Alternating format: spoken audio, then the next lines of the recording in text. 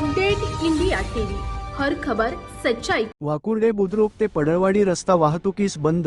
वाकुर्डे बुद्रुक तालुका शिराळा येथील वाकुर्डे ते पडवळवाडी येथील जाणारा मुख्य रस्ता मुसळधार पावसाच्या पाण्याने गेला वाहून। वाकुर्डे बुद्रुक तालुका शिराळा येथील पडवळवाडीला जाणारा रस्ता गेला वाहून। करमजाई धरणाखाली पुलाचे काम अपूर्ण आहे, तरी पडवळवाडीला जाण्यासाठी नवीन पुलालगत वाहतुकीस पर्यायी रस्ता ठेकेदाराने मुरुमाने तयार केला होता।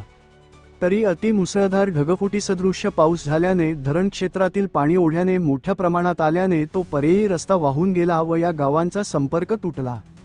पडवळवाडी येथे वाहतुकीस रस्ता बंद असल्यामुळे शाळेतील विद्यार्थ्यांना शाळेत जाण्यासाठी विद्यार्थ्यांची गैरसोय होत आहे।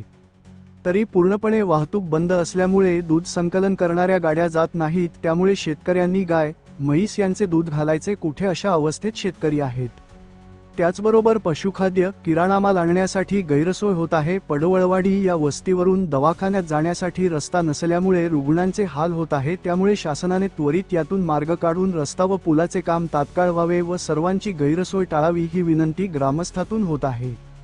तरी या नवीन पुलाचे काम पूर्ण कधी होणार व संबंधित ठेकेदारास त्वरित रस्ता तयार करून द्यावा व पुलाचे काम तात्काळ पूर्ण करावे, असे पडवळवाडी ग्रामस्थ, विद्यार्थी यांच्याकडून मागणी होत आहे।